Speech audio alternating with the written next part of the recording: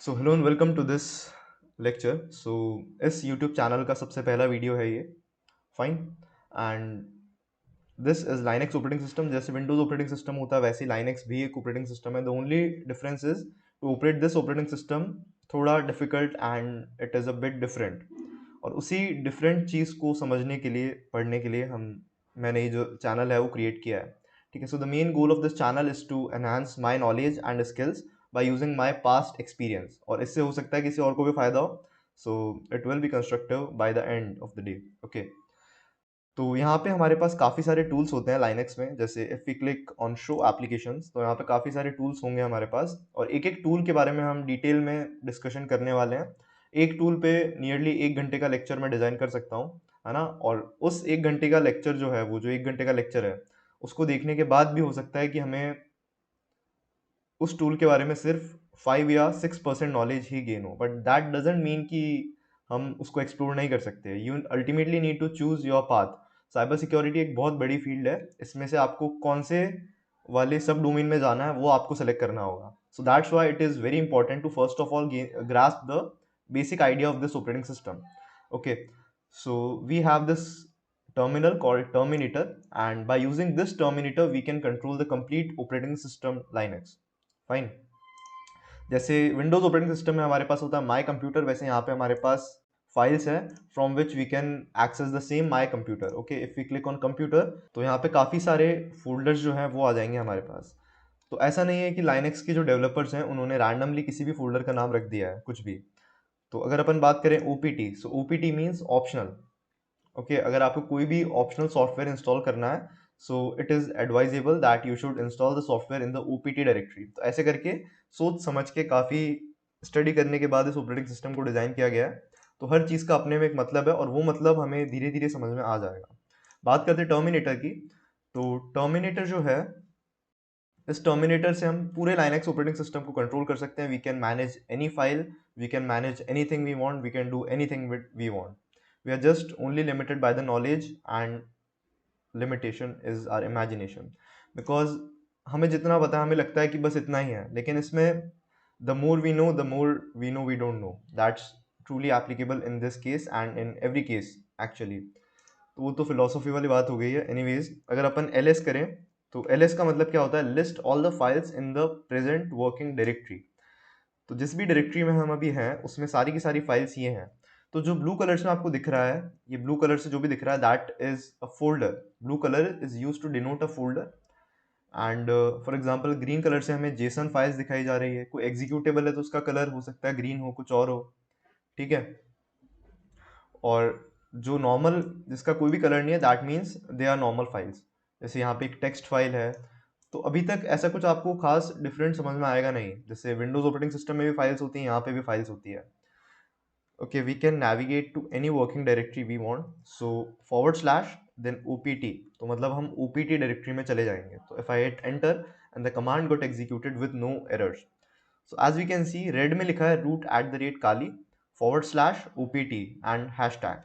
तो ये इसका सिंटैक्स है अपने को बताने के लिए कि हम किस वर्किंग डायरेक्टरी में हैं। So it is showing that we are currently in the opt working directory. So if I do ls, so what do we mean by ls is list all the files which are present in the current working directory. So let's hit enter। तो यहाँ पे इतनी सारी files इसके अंदर है।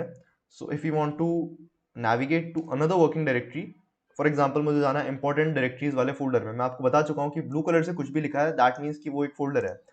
तो अब मैं पूरा इंपॉर्टेंट डायरेक्टरीज नहीं लिखूंगा, मैंने लिखा IMP, press the tab button.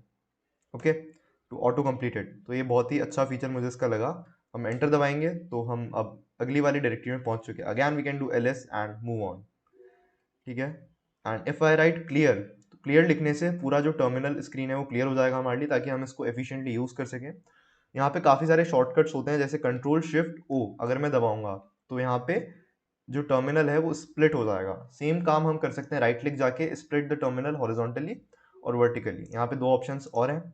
अगर मैं यहाँ पे एग्जिट लिखूंगा, so this sub terminal window will be close as you can see. Okay. जैसे मैंने वापस से लिखा ls, मैंने एंटर दबाया, and instead of typing clear what I want to do, मैं Ctrl+L दबाऊंगा तो पूरी टर्मिनल स्क्रीन क्लियर हो जाएगी। तो ये कुछ शॉर्टकट्स है, काफ़ी हैंडी है, और टाइम के साथ में आपको याद हो जाएंगे और कर भी लेने चाहिए। बिकॉज अगर आप इसमें अपना करियर देखते हैं तो शॉर्टकट्स हमें बिल्कुल अच्छे से याद होनी चाहिए, हमारे टिप्स पे होने चाहिए, ठीक है। एंड नेक्स्ट थिंग इज, अगर हमें एक डायरेक्टरी पीछे जाना है तो हम कैसे करेंगे? जैसे अभी करंटली हम इंपॉर्टेंट डायरेक्टरीज वाले फोल्डर में है, मुझे ओपीडी डायरेक्टरी में जाना है तो मैं क्या करूंगा, cd forward bye dot dot. तो एक डॉट, दो डॉट का मतलब हो गया कि हम एक डायरेक्टरी पीछे जाएंगे। Now I am applying the forward slash and if I hit enter तो I am in the OPT working directory. Again we can do ls, और मुझे एक डायरेक्टरी और पीछे जाना है तो वापस से मैं क्या करूंगा, डॉट डॉट फॉरवर्ड स्लैश, ठीक है। तो विंडोज और लाइनेक्स ऑपरेटिंग सिस्टम में क्या डिफरेंस है? जो लाइनेक्स ऑपरेटिंग सिस्टम है वहाँ पे हम फॉरवर्ड स्लैशेस का यूज करते हैं, और विंडोज ऑपरेटिंग सिस्टम में हम बैक स्लैशेस का यूज करते हैं। जो पावर शेल है यहाँ पे या फिर जो कमांड प्रॉम्प्ट है वहाँ पे। ये कुछ इंपॉर्टेंट बातें हमने कर ली। इसके बाद में भी काफ़ी सारी चीज़ें हैं, यहाँ पे अपाची सर्वर होता है। तो लाइनेक्स ऑपरेटिंग सिस्टम जो है that comes with a web server, और उस वेब सर्वर का नाम क्या है? अपाची 2, ठीक है। तो वेब सर्वर क्या होता है? Web server is simply a computer जिसपे we have installed a bunch of files, that's it. For example this Linux operating system जो आपको स्क्रीन पे दिख रहा है, this is accessible only to me, so that means this is not a server. यहाँ पे भी बंच ऑफ फाइल्स स्टोर्ड है इस कंप्यूटर पे, लेकिन those files are only accessible to me. If I want to create this Linux operating system a web server, then it needs to be accessible to anyone on the world wide web, www, ठीक है। तो ये functionality के साथ में already ये जो Linux web server है ये आता है। तो उस वेब सर्वर का नाम है Apache 2। तो उस वेब सर्वर को स्टार्ट करने के लिए हमें क्या लिखना पड़ेगा? Service Apache 2 start. Okay, so the name of the service is Apache 2, which is a web server, and we want to start the web server. And this web server usually runs on port 80. So if I hit enter, the command got executed with no errors. That means कि ये web server जो है start हो चुका है। अब web server start तो हो चुका है, लेकिन उसको एक्सेस कहाँ करेंगे हम? उसका वेब रूट क्या है, ठीक है। तो वेब रूट का मतलब क्या होता है यार कि, अच्छा, वेब रूट से पहले हम बात करते हैं कि हम उसको एक्सेस कैसे करेंगे, ठीक है। तो जैसे विंडोज ऑपरेटिंग सिस्टम में हम लिखते हैं IP config, so this means the configuration of the IP addresses and the MAC addresses जो विंडोज ऑपरेटिंग सिस्टम में होते हैं। और सेम काम अगर हमको लाइनेक्स में करना है तो we will write IF config, ठीक है। इफ आई हिट एंटर तो यहाँ पे हमें नेटवर्क इंटरफेसेस मिल जाएंगे। तो मेरे को एक तो नेटवर्क इंटरफेस मिला है ETS0 और एक नेटवर्क इंटरफेस मिला है LO। So LO is a virtual network interface created by Kali, इसका कभी कोई यूज नहीं है। तो आपने कई जगह दिखा होगा जो टी शर्ट्स वगैरह होती है उन पे लिखा होता है there is no place like 127.0.0.1। सो वो यहाँ से कॉपी किया गया है, ठीक है। इसका बहुत अच्छा सिग्निफिकेंस है ये लिखने का, वो आपको बाद में मैं एक्सप्लेन करूंगा। बट फिलहाल हम बात करते हैं एक इथरनेट इंटरफेस की। So this Kali machine, this Linux operating system thinks that this is connected to the host operating system via an Ethernet cable, ठीक है। That's why यहाँ पे ETS0 लिखा है, ठीक है। जैसे एक राउटर जो है, उस राउटर से मैंने इथरनेट केबल को कनेक्ट किया और लाइनेक्स वाले कंप्यूटर में प्लग कर दिया। तो जो मेरा वायरलेस कार्ड है इथरनेट वाला, उसका जो इंटरफेस है that is denoted by ETS0। अब यहाँ पे काफ़ी सारा डेटा लिखा है, ठीक है। तो आईनेट के आगे लिखी हुई जो आईनेट के आगे जो लिखा हुआ हमारे पास है that is the IP address of this Linux computer, which is 192.168.146.134, fine. And next चीज़ हमारे पास मैक एड्रेस यहाँ पे होता है।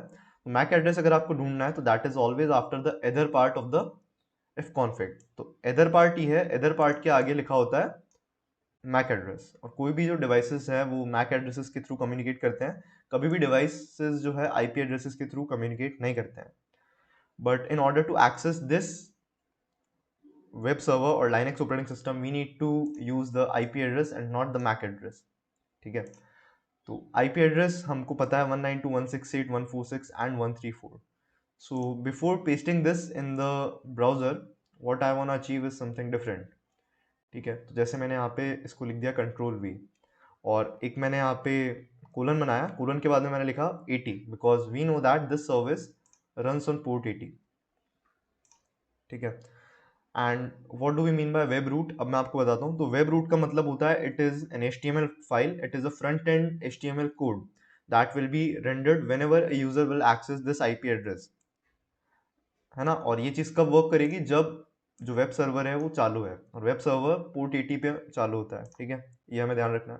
पोर्ट का मतलब क्या होता है? जैसे हमारे पास जो नॉर्मल पोर्ट्स होते हैं, जैसे मुंबई में है, काफ़ी जगह पे पोर्ट्स हैं, वहाँ पे शिप्स आ रही है, कार्गो जा रहा है, ठीक है। जो कार्गो का सप्लाईज हो रहा है, तो वो पोर्ट्स के थ्रू ही होता है। तो एक्चुअली यहाँ पे भी वही काम हो रहा है, पोर्ट्स के थ्रू डेटा का ट्रांसफर होगा। Fine, so if we go there and if we hit enter, तो यहाँ पे हमारे पास एक अपाची 2 का डिफ़ॉल्ट पेज जो है वो आ चुका है। ठीक है, और इसके बारे में सारी इन्फॉर्मेशन यहाँ पे लिखी है। फाइन, एंड इसका वेब रूट जो होता है वो कहाँ पे लोकेटेड है, तो अब देखते हैं अपन C D, it is located in var www and html. So if we hit enter and do ls, so we have a file called index.html. तो ये चीज़ तो आपको याद ही रखनी है कि where is the web root, it is in var www html. okay, then we have a file called index.html. अब बात करते हैं अगले टूल की। तो जैसे मुझे इस फाइल को एक टेक्स्ट एडिटर से ओपन करना है, तो by default the Linux comes with a text editor called Leafpad, और अगर आपके लाइनेक्स में नहीं है तो आप उसको इंस्टॉल कर सकते हैं by typing apt install Leafpad. Okay, तो ये ऑलरेडी इंस्टॉल्ड है। तो बात करते हैं हम लीफपैड की। ठीक है, तो लीफपैड जो है that is a text editor and can be use to open any file जिसमें टेक्स्ट हो। ठीक है, ऐसा नहीं आप किसी एग्जीक्यूटिबल को इससे ओपन कर देंगे तो उस पर सारा का सारा जिब्रिश लिखा हुआ आ जाएगा जो हमें समझ में नहीं आएगा। That is very difficult to decode as well. So typing index.html and if we hit enter, so as we can see this is opened in a text editor, है ना। और इस सेम चीज़ को, मतलब ये जो लिखा है आपके सामने, this is the code which is rendering the page we just saw on browser. ठीक है, और अगर आप चाहें कि इसको, अगर आप चाहते हैं कि नोटपैड में इसे ओपन ना करें, तो हमारे पास दूसरा रास्ता है। We have another command called cat. तो this is not a text editor, this is just use to read the text files. तो अगर मैं वापस लिखूँ यहाँ पे index.html and if you hit enter, तो टर्मिनल पे सारा का सारा टेक्स्ट हमको विजिबल होगा। So this is actually the code which is rendering that page. ठीक है, so this was all about this lecture. तो आने वाले लेक्चर्स में काफ़ी डिटेल में हम जाने वाले हैं, बेसिक्स पे अभी 1-2 लेक्चर्स और आएंगे, उसके बाद हम धीरे धीरे स्टार्ट करेंगे। So I hope you enjoyed the video, have a wonderful day and thank you.